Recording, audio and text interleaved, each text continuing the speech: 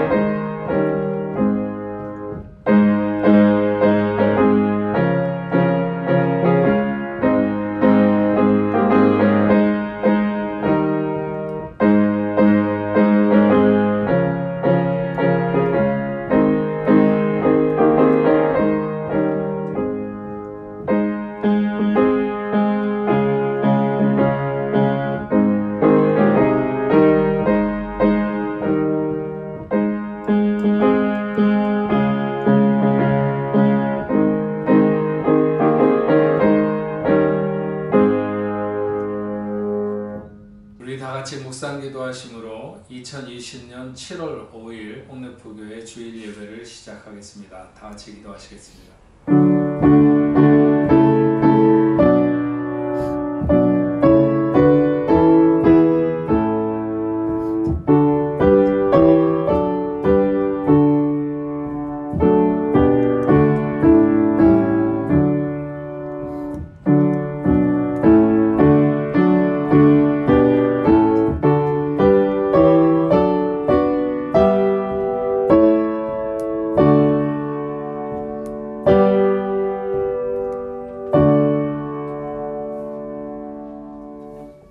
하나님이여 나를 판단하시되 경건하지 아니한 나라에 대하여 내 송사를 변호하시며 간사하고 불의한 자에게서 나를 건지소서.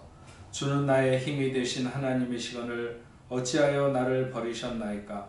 내가 어찌하여 원수의 억압으로 말미암아 슬프게 다니나이까. 주의 빛과 주의 진리를 보내시어 나를 인도하시고 주의 거룩한 산과 주께서 계신 곳에 이르게 하소서. 그런즉 내가 하나님의 제단에 나아가 나의 큰 기쁨의 하나님께 이르리이다. 하나님이여 나의 하나님이여 내가 수금으로 주를 찬양하리이다. 내 영혼아 내가 어찌하여 낙심하며 어찌하여 내 속에서 불안해하는가. 너는 하나님께 소망을 두라. 그가 나타나 도우심으로 말미암아 내 하나님을 여전히 찬송하리로다.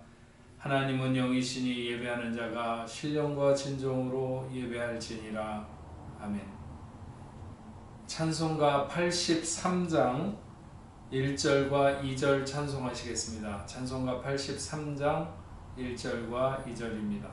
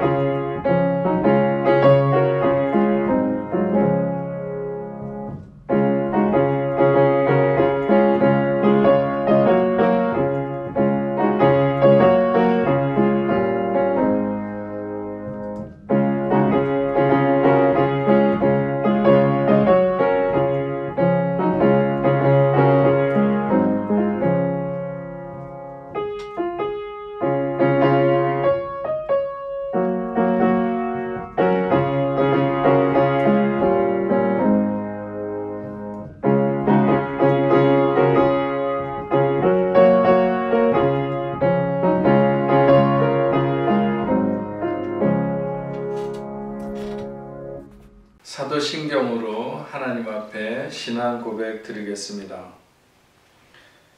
나는 전능하신 아버지 하나님, 천지의 창조주를 믿습니다. 나는 그의 유일하신 아들, 우리 주 예수 그리스도를 믿습니다.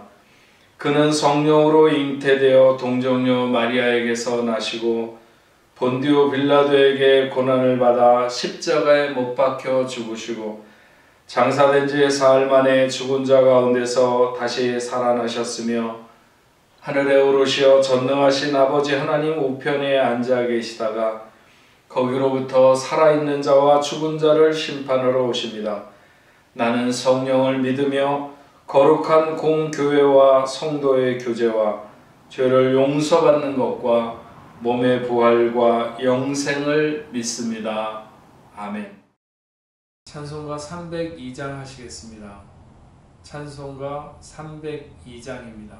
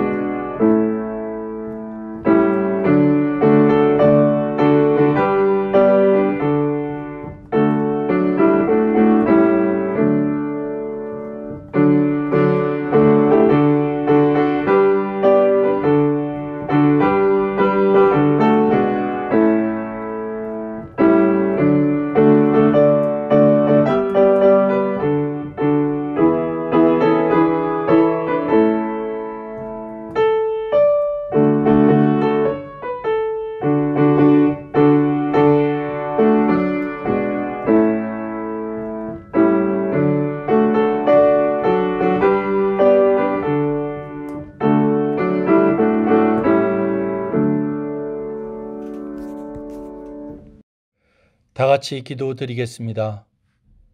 좋으신 하나님, 7월의 첫 주일을 맞아 주님의 이름으로 예배드리게 하심에 감사드립니다. 계속되는 불편한 격리와 단절 가운데서도 저희를 하나님 안에서 건강하게 지키시고 각각의 생활 가운데서 말씀으로 인내하며 교회 공동체를 지키게 하신 하나님의 은혜에 감사드립니다. 아직도 온전히 한자리에 함께 모여 예배드리지 못하지만 지금 이 시간 저희가 드리는 예배를 통해 하나님께 영광을 돌리는 귀한 시간 되게 하여 주시옵소서.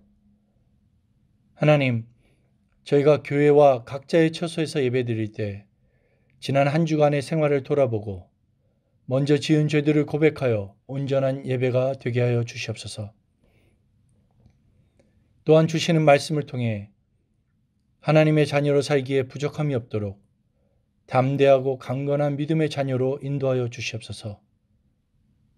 금년 들어 시작된 바이러스 문제가 장기화되면서 세상의 모든 나라들이 이 어려움을 완전히 극복하지 못한 채 많은 이들이 병들고 생활도 사람들과의 관계도 예전처럼 정상적으로 회복되지 못하고 있습니다.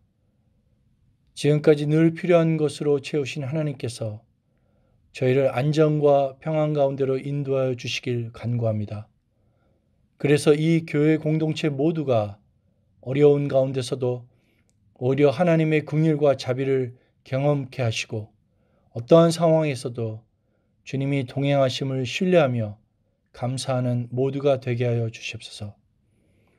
아직도 바이러스의 영향은 계속되고 있어 예전과 같은 예배나 공동체 모임은 어렵겠지만 무엇보다도 서로를 배려하는 사랑이 식지 않게 하시고 오히려 말씀과 기도로 교회가 영적으로 더욱 성장하는 귀한 시간들로 인도하여 주시옵소서.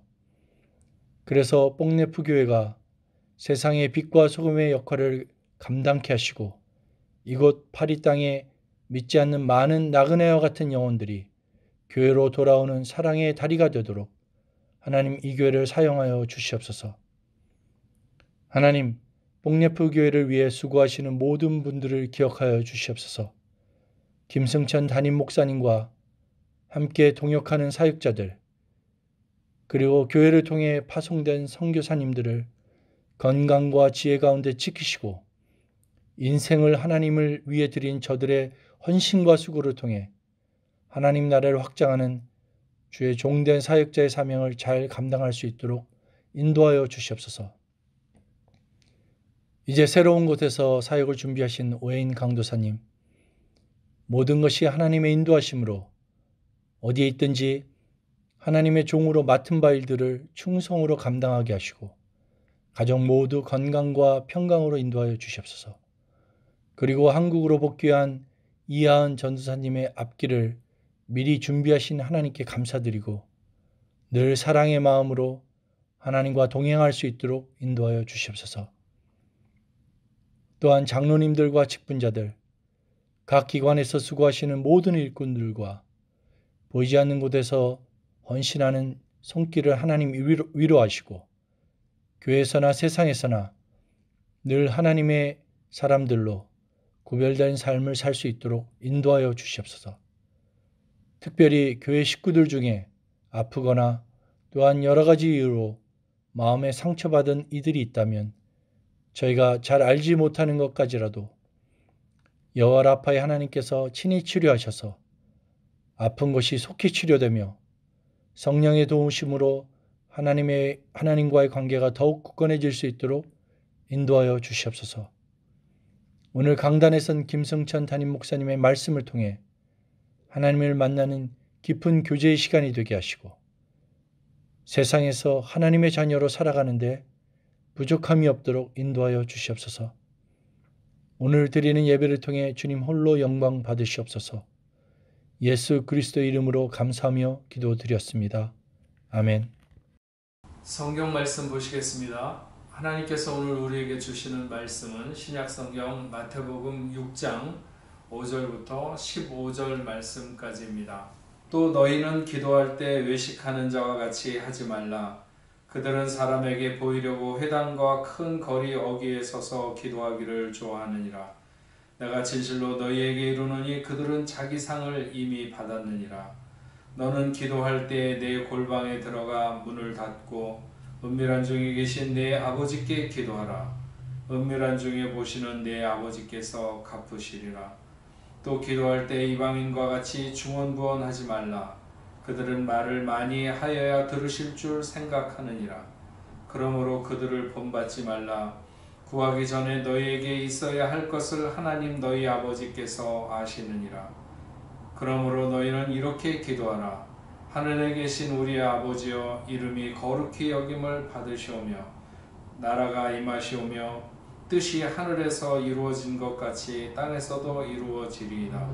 오늘 우리에게 일용할 양식을 주시옵고 우리가 우리에게 죄 지은 자를 사하여 준 것 같이 우리 죄를 사하여 주시옵고 우리를 시험에 들게 하지 마시옵고 다만 악에서 구하시옵소서.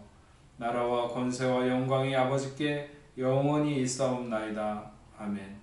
너희가 사람의 잘못을 용서하면 너희 하늘 아버지께서도 너희의 잘못을 용서하시려니와 너희가 사람의 잘못을 용서하지 아니하면 너희 아버지께서도 너희의 잘못을 용서하지 아니하시리라. 아멘. 네, 복래프 성도 여러분, 한 주일 동안도 잘 지내셨습니까? 어느덧 이제 7월을 시작하는 첫 주일을 맞고 있습니다. 여전히 여기저기에서 들리는 불안한 소식들도 있고 아직까지 코로나가 다 물러가지 않은 이런 정황들이 많이 있습니다. 그럼에도 우리 7월과 8월 바캉스 기간이 지났을 때는 좀 모든 것이 끝나고 정상적으로 돌아오면 좋겠다 이렇게 생각을 하고 여전히 기도하는 가운데 하나님께서 이 땅을 고치시고 치료하시기를 간절히 소망해 봅니다. 모쪼록 영상을 통해서 예배 드리시는 우리 복래프교회 성도 여러분들도 그 기간 동안에 더 안전하게 건강하게 지내시다가 우리 교회에서 함께 예배할 수 있는 날이 속히 오기를 기대합니다.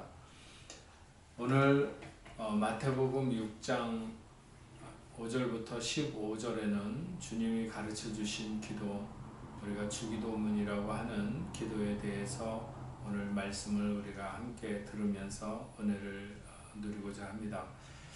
유대인 랍비의 경고 중에 그런 말이 있습니다. 세계에 있는 모든 위선자 중에 90%는 예루살렘에 있다는 이런 말이 있는데, 히포크리테스라고 하는 말이 위선자라 하는 말입니다. 이 사람들의 어떤 그 외식을 행하는, 위선을 행하는 처신에 대해서 이 사람들이 늘 책망을 받게 됐는데, 특히 바리새인이라든지 아니면 성경을 많이 알고 있다고 하는 서기관 같은 사람 중에 이런 히포크리테스라고 하는 부류의 사람들이 많이 있었습니다. 바리새인과 서기관들은 자신들이 가지고 있는 어떤 그 경건의 매임으로써 자신의 전통주의를 넘어서야만 볼 수 있는 때의 징조를 알지 못하는 불신앙의 표본과도 같이 이렇게 나타난 사람들이었습니다. 그래서 그들은 도래하는 하나님 나라 밖에 머물던 사람들이죠. 겉으로 볼 때는 충분히 하나님의 사람들인 것 같이 보였지만 실제로 그들은 가능한 모든 수단을 통해서 예수님 안에 도래한 구원을 거부하고 회피했기 때문에 하나님의 눈으로 볼 때에는 그들은 매우 심각한 죄인들이었다 하는 것입니다. 그래서 예수님의 저주의 손을 들어야 했던 그들을 가리켜서 히포크리테스 혹은 히포크리타이라고 이렇게 해서 위선자들 혹은 불신앙자들이라 이런 못을 받게 되었습니다.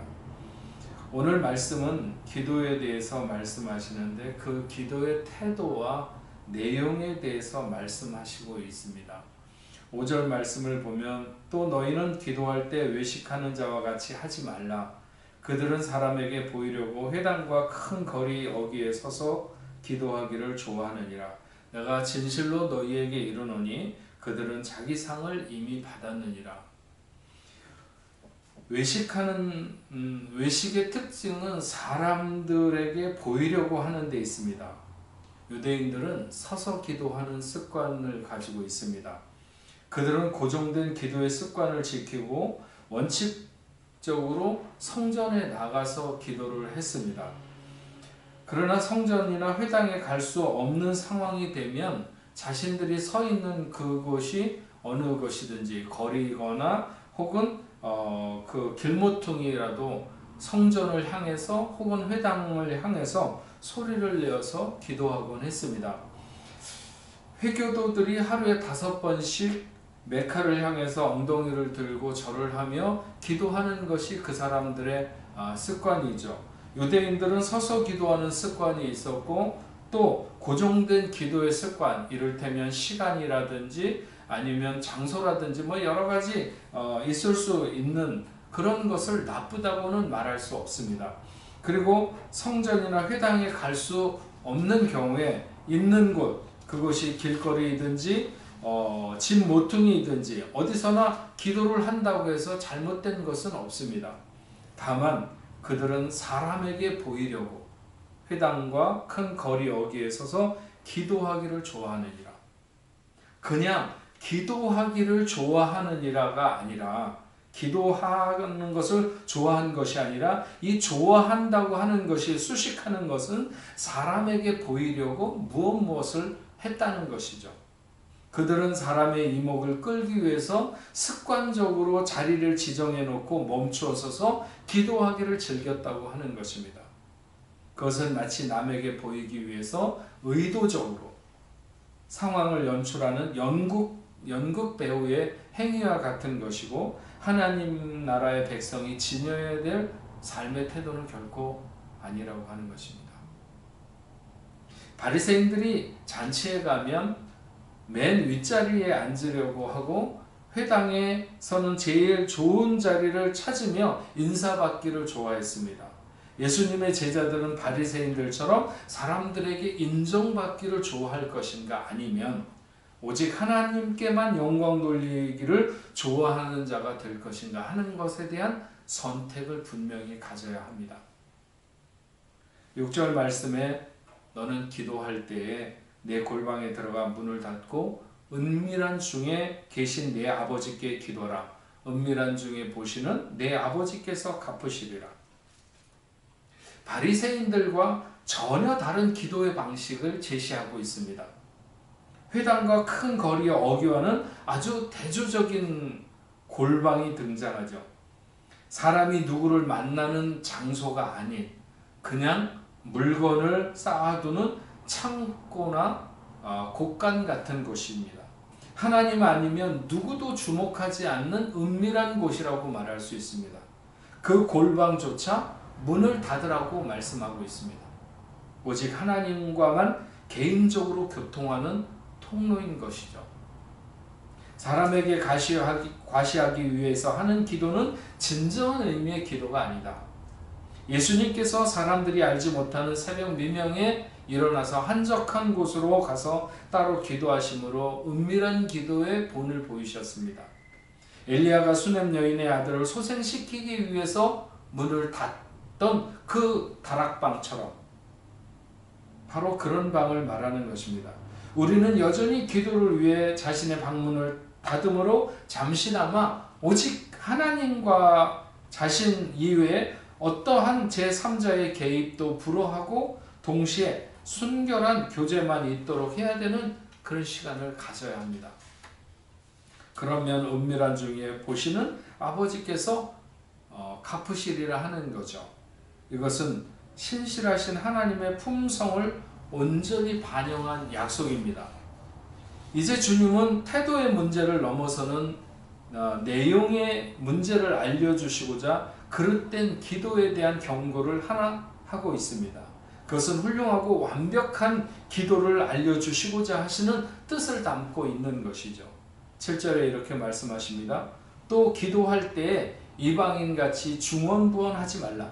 그들은 말을 많이 하여야 들으실 줄 생각하느니라. 중언부언이라고 하는 말은 공허한 말을 되풀이해서 하는 것을 말합니다. 똑같은 말을 몇 번이고 되풀이해서 반복하는 행위, 이런 무익하고 쓸데없는 말을 많이 하는 것을 중언부언한다 합니다. 이방인들은 반복적인 마술적 주문을 통해서 자신들의 신을 움직이려고 했습니다. 그들에게는 수많은 신이 굉장히 많기 때문에 그 신들을 다 부르며 많은 말을 늘어놓습니다. 그러나 이런 이들의 기도는 결국 기도의 대상을 그들이 확실히 모르는 것이거나 아니면 응답에 확신이 없기 때문에 그런 것으로 볼 수 있습니다. 갈멜산에서 엘리야와의 대결을 가졌던 대결에서 자신의 신을 부르던 바알의 추종자들이 그랬고, 에베소에서 2시간 동안 고함을 지르던 아데미의 숭배자들이 그런 사람들입니다. 하지만 이런 행위가 이방인들에게만 국한되었던 것은 아니죠. 유대인들 중에도 하나님께 올바른 기도를 드리지 못하고 이방인처럼 무의미한 말을 많이 늘어놓는 사람들도 많았기 때문입니다. 예수님은 이런 기도를 하지 말고 하나님 앞에 상달되는 올바른 기도를 해야 된다고 그것을 가르치고자 하셨습니다. 물론 기도가 언제나 짧아야 된다는 것을 말하는 것이 아닙니다. 예수님께서 잡히시기 전날 밤 겟세마네에서는 온 밤을 지새우도록 오랜 시간 기도하셨습니다. 다만 기도의 길이가 믿음의 순수한 표현이 될 수 있는 것은 아닙니다. 하나님께 합당한 기도는 기도의 길이보다는 그분이 자신의 기도를 듣고 계시며 또 응답해 주실 것을 믿는 마음으로 간구해야 한다는 것이죠.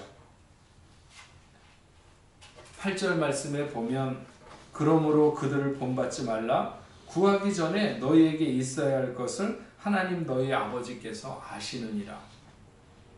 기도를 길게 하거나 말을 반복하면 기도의 효력이 강화되어서 자신들의 기도가 응답되고 자신들의 요구가 쉽게 받아들여질 것이라고 하는 미신적인 신앙에 미혹되어 신앙의 본질을 망각하지 말라고 당부하는 것입니다.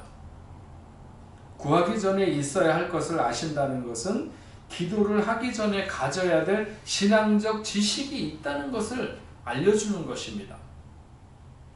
그것은 하나님이 어떤 분이신지를 알아야 제대로 우리가 기도할 수 있다고 하는 것이죠. 그분은 우리의 필요가 무엇인지에 대한 지식을 필요로 하시지 않는 분입니다. 아버지는 그의 자식들의 필요를 아시지만 그래도 그는 자식들이 아버지에 대한 신뢰감을 가지고 필요한 것을 그에게 요청할 것을 가르치고 있습니다. 하나님은 인격적이시고 전지전능하시기에 우리 자신보다 우리의 형편과 처지를 더 잘 알고 계십니다. 이것은 우리와의 긴밀한 관계성 속에서 이루어지는 직관적인 인식이죠. 하나님은 이미 이전부터 기도자의 삶에 깊이 개입해 오신 분입니다. 그래서 그 필요를 잘 알고 계신 것이죠. 우리가 무슨 기도를 하려고 하는지 하나님이 알아맞히실 수 있다는 의미가 아닙니다. 우리는 때로 우리가 무엇을 구해야 하는지, 내가 정말 구하는 것을 내가 얻으면 그것이 나에게 정말 좋은 것인지에 대해서도 잘 알지 못하고 판단하지 못할 때가 많습니다.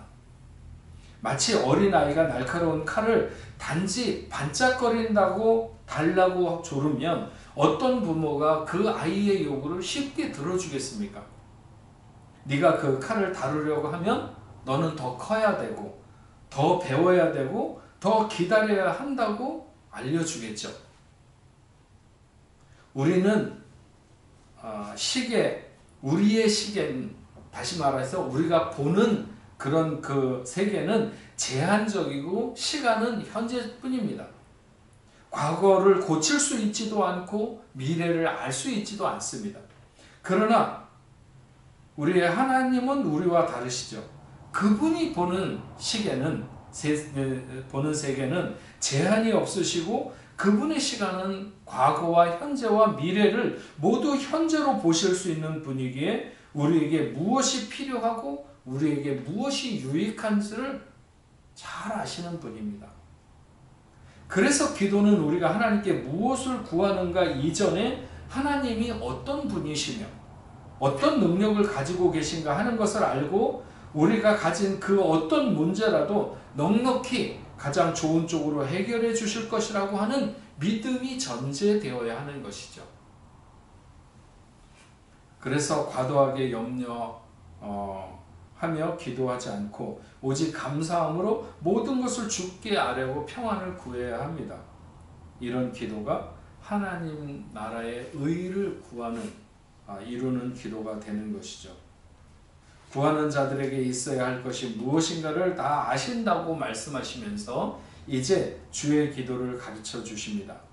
9절 말씀에 그러므로 너희는 이렇게 기도하라. 이방인의 기도와는 확실히 구별되는 기도의 본보기로 인도해 주시는데 성경의 어떤 교훈들은 우리가 유추해서 알 수 있도록 상세하지 않은 것들도 있습니다. 그것은 그 시대의 흐름과 상황의 변화에 따라서 적용을 달리할 수 있기 때문입니다. 그러나 주님이 제자들에게 친히 가르쳐 주신 모범적인 기도를 할 수 있는 주기도문은 그만큼 바른 기도가 중요하다고 하는 것을 반증해서 한마디 한마디를 이렇게 다 가르쳐 주셨습니다. 주기도문은 기도의 대상인 하나님에 대한 호칭과 6개의 기원으로 이루어져 있는데 우리가 어떤 순서로 기도하고 무엇을 위해서 기도해야 하는가 하는 것에 대해서 알려줍니다. 전체적으로 보면 하나님의 필요와 하나님의 갈망, 그리고 하나님 나라의 실현을 위해서 먼저 기도하기를 요구하고 나의 필요를 위해서 기도한 후에 아버지의 영광을 위해서 마감하는 기도로 유도합니다. 주기도문이 너무 중요하기 때문에 사용된 문장 하나하나를 가지고도 수많은 논문들이 발표되고 심지어 사용된 단어 하나를 가지고도 엄청난 연구가 진행되었고 지금도 여전히 그렇게 되고 있습니다. 그래서 자세히 파고들어서 생각하려고 하면 우리의 온 생애를 다 들여도 이 주기도문의 어떤 그 깊이나 아니면 이 심오한 내용들을 우리가 다 알 수 있지는 못할 것입니다. 근데 이 주기도문의 내용을 크게 3가지 정도로 나누어서 이렇게 생각을 해볼 수 있는데 첫째는 하나님에 대한 경배와 찬양입니다. 그리고 2번째는 자복과 회개이고 3번째로는 간구와 소원 이렇게 나누어서 생각해 볼 수 있습니다.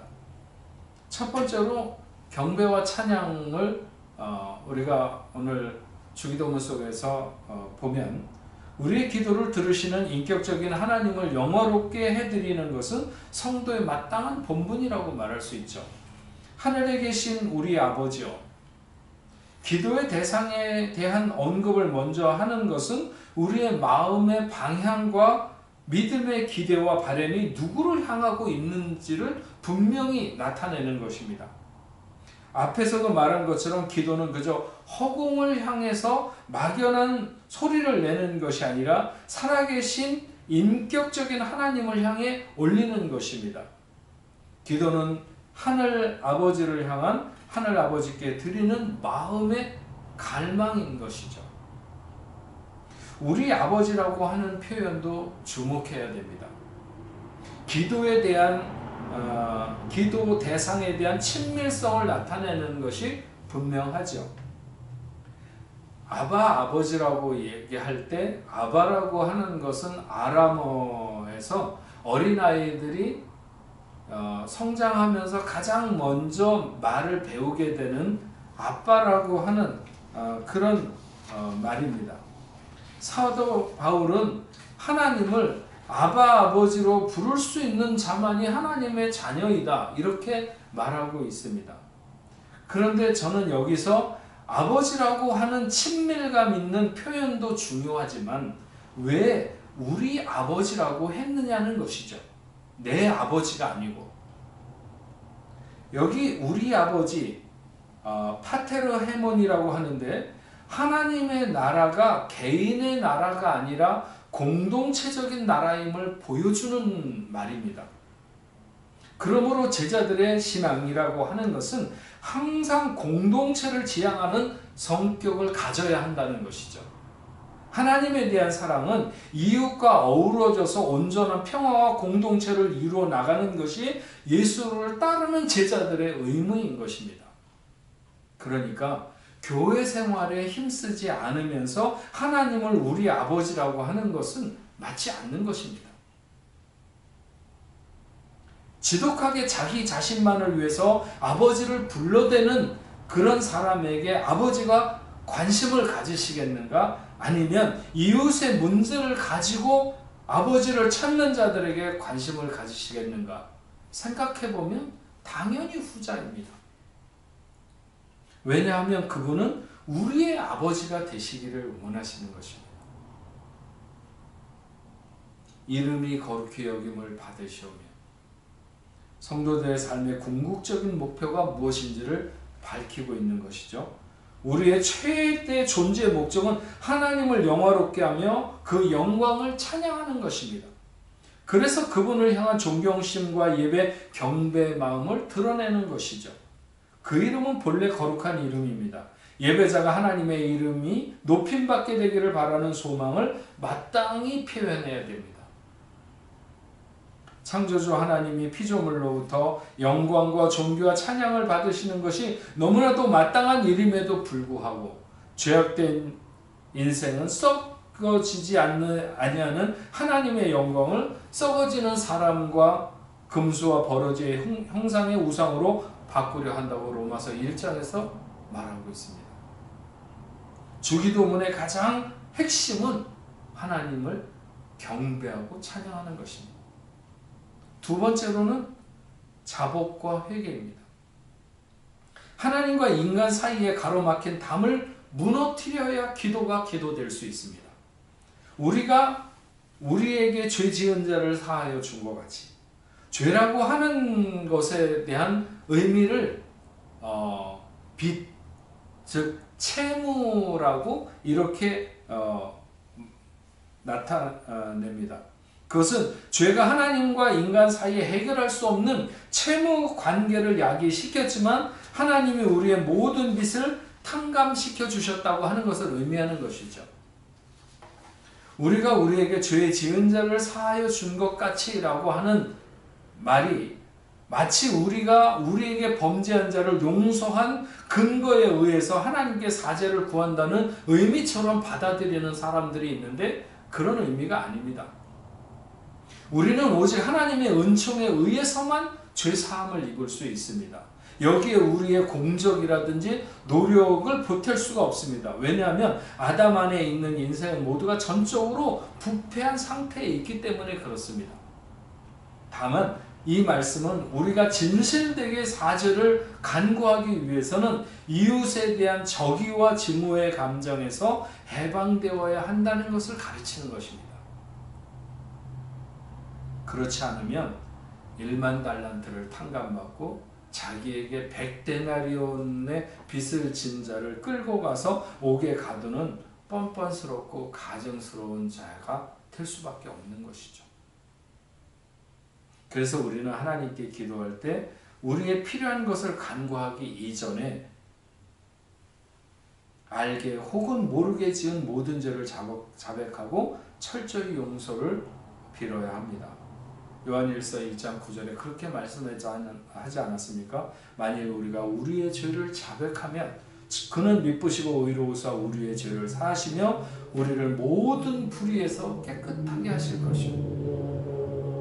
내가 하나님께 지은 죄가 엄청나게 많다는 사실을 깨달은 사람은 남들이 자신에게 끼친 해가 상대적으로 극소화될 수밖에 없습니다. 내가 하나님 앞에 너무 큰 죄를 지은 것을 깨달은 사람이 어떤 사람이 나에게 지은 죄를 이렇게 보면 그것이 작아질 수밖에 없는 것이죠. 반면에 다른 사람들이 자신에게 끼친 해를 과장해서 보는 사람은 또한 자신의 잘못을 극소화시킬 수도 있다는 거예요. 진정한 회개와 자각에는 단순한 후회와 달리 철저한 자기 부정과 겸손이 뒤따르게 되어 있습니다. 우리는 철저한 자복과 회개를 통해서 좀 더 기도의 깊은 단계로 들어서야 되는 것이죠. 세 번째로는 간구와 소원입니다.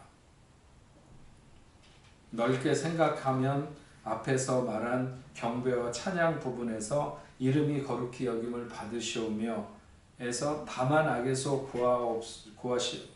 구하시옵소서 하는 주기도문의 전 내용이 다 포함된다고 말할 수 있습니다. 이름이 거룩히 여김을 받으시오며 나라가 임하시오며 뜻이 하늘에서 이루어진 것 같이 땅에서도 이루어지리라.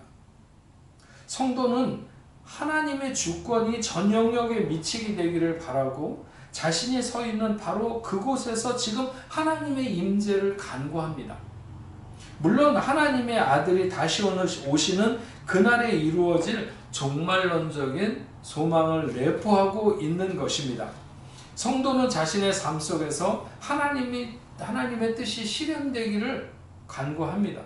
그것은 현재의 삶에 적용되어야 될 상황이기도 하지만 더 나아가서는 모든 사람들이 만왕의 왕 예수께 무릎을 꿇고 흑암의 권세가 물러가는 것에 대한 열망을 내포하고 있는 것이기도 합니다. 하나님이 만물을 자기에게 복종시키며 만유의 주요 만유 안에 계시게 될 그날을 바라보며 간구하는 것이죠. 오늘 우리에게 일용할 양식을 주시옵고 우리가 우리에게 죄 지은 자를 사하여 준 것 같이 우리 죄를 사하여 주시옵고 우리를 시험에 들게 하지 마시옵고 다만 악에서 구하시옵소서. 어떤 이들은 우리에게 일용할 양식이라고 했으니까 그날의 음식만을 구해야 된다 이렇게 말하는 분들도 있습니다. 하지만 1차적으로 양식을 말하는 것은 분명해도 그 외에 우리가 이 땅에 살아가면서 필요한 모든 것을 다 의미합니다.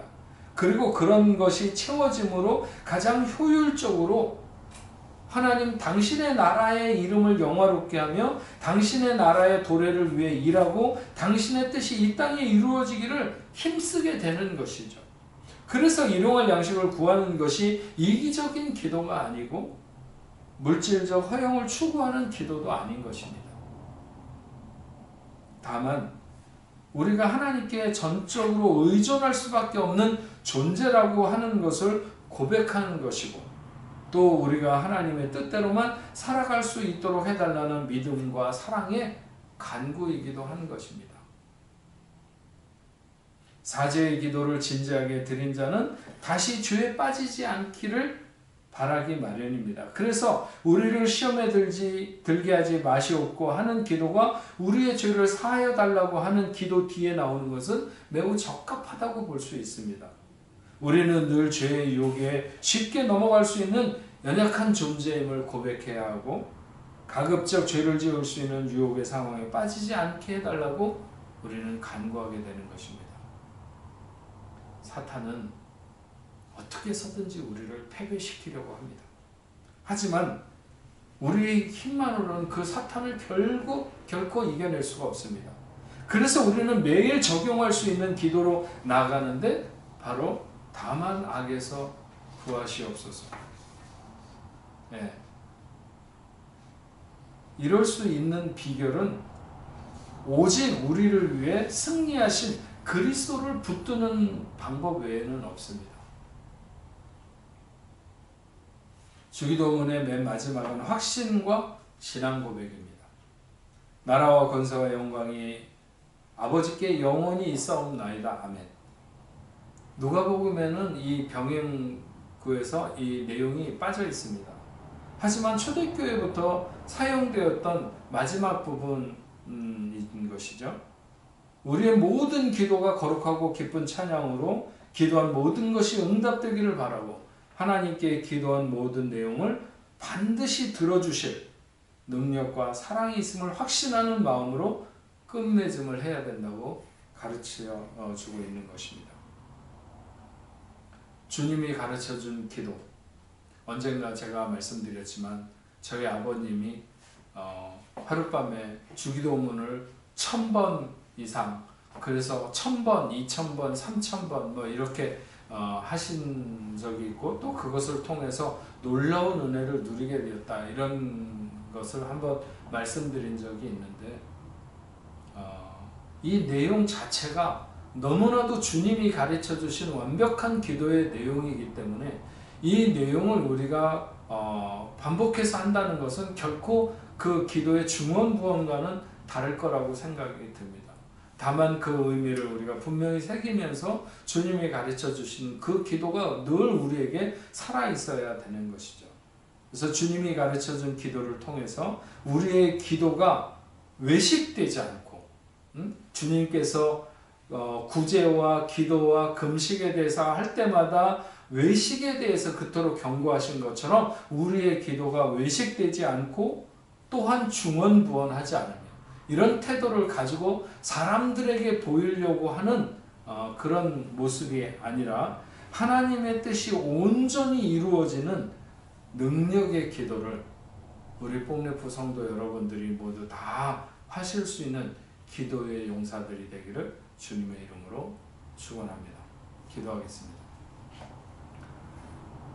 하나님 아버지, 오늘은 마태복음 6장에서 주님이 우리에게 가르쳐 주신 주의 기도에 대한 가르침을 우리가 생각하며 은혜를 누리게 됩니다. 모든 하나님의 자녀들이 늘 기도함으로 앞으로 나아가게 되는데, 하나님을 그 시대에 가장 잘 믿는다고 했던 바리새인들이라든지 서기관이라든지 이런 사람들은 이 기도에 대해서 의식적인 태도를 가졌고, 하나님이 듣든지 안 듣든지 사람들이 많이 보는 것을 더 의식을 했습니다. 그러나 그런 것은 기도의 능력이 동반될 수 없음을 압니다. 갈멜산에서 엘리야와 더불어 대결하던 바알의 선지자들은 아침부터 저녁까지 큰 소리로 또 수많은 말로 자기 신들을 부르면서 몸을 상하게 했지만, 그러나 그들의 신은 그들에게 응답하지 않았습니다. 그러나 엘리야는 하나님을 부를 때 하나님이 돌아보셨고 그 제단에 불을 내리셨습니다. 우리는 누구에게 기도하는가?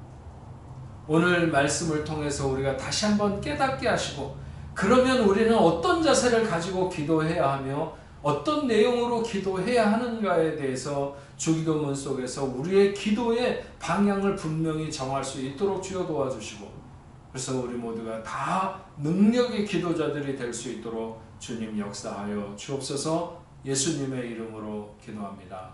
아멘. 우리 찬송가 364장 찬송하시겠습니다. 찬송가 364장입니다.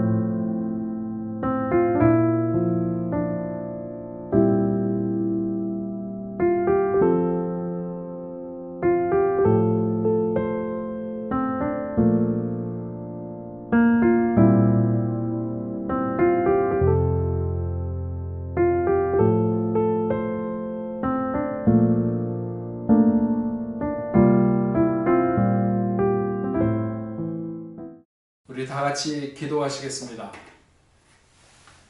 전능하신 아버지 하나님 감사합니다. 오늘도 하나님 앞에 예배하며 귀한 예물을 구별하여 드리는 하나님의 귀한 자녀들, 저들의 가정에 저들이 하는 모든 일들, 사업 위에 또 직장 생활, 아버지 하나님 모든 처소처소마다 주님 함께 해주시고 저들이 힘쓰고 애쓰는 모든 곳에 아름다운 소득이 있게 하시며 그것을 통해서 11조로 감사 예물로 선교 헌금으로 주일헌금으로 드리는 모든 손길들마다 어떤 시대를 만나든지 어렵지 아니하고 넉넉하게 살아갈 수 있는 물된 동산 같고 하나님의 셈이 끊이지 아니하는 귀한 삶이 되도록 주님 역사하여 주시옵기만을 간절히 바라옵고 원합니다. 세상으로 향하는 저들의 발걸음은 늘 건강하게 하시되 정직하고 진실하도록 주여 도와주셔서 많은 사람들이 정말 믿음의 사람들이 다른 것을 알 수 있도록 주님 역사하여 주옵소서. 우리 교회를 이 땅에 세우셨사오니 세계 만방을 향해 복음을 전하기에 부족함이 없는 구원의 방주와 같은 생명선이 될 수 있도록 주여 도와주시옵시고 수많은 사람들이 세상으로부터 뽕네프 교회를 거쳐 하나님 나라에 이르는 놀라운 역사가 있도록 주님 인도하여 주시옵소서. 질병으로 인하여 고통받는 자녀들이 있습니까? 하나님 두려워하지 않게 하시고 믿음을 갖게 하여 주옵소서. 내 이름을 경외하는 너희에게는 치료하는 공선을 바라리니 너희가 외양간에서 나온 송아지처럼 뛰리라 말씀하신 것처럼 아버지 하나님은 당신의 사랑하는 자녀들을 치료하시고 고쳐주시옵시며 모든 소원이 만족함을 이룰 수 있도록 주님 역사하여 주시옵소서. 흩어져 있는 뽕네포교의 모든 성도들 외에도 하나님 함께하여 주시어서 그들 모두 건강한 모습으로 다시 돌아와 만나는 그 시간까지 하나님 보호하시고 인도하여 주옵소서. 이제는 우리 주 예수 그리스도의 은혜와 하나님 아버지의 크신 사랑과 성령님의 감화 감동으로 교통하심이 오늘 하나님 앞에 예배하는 당신의 사랑하는 자녀들과 저들의 가정과 직장과 두고온 고국교회 세계 만방에 흩어져 복음을 전하는 모든 선교사들과 그 사역지 위에 이제로부터 영원토록 함께 있을지어다. 아멘.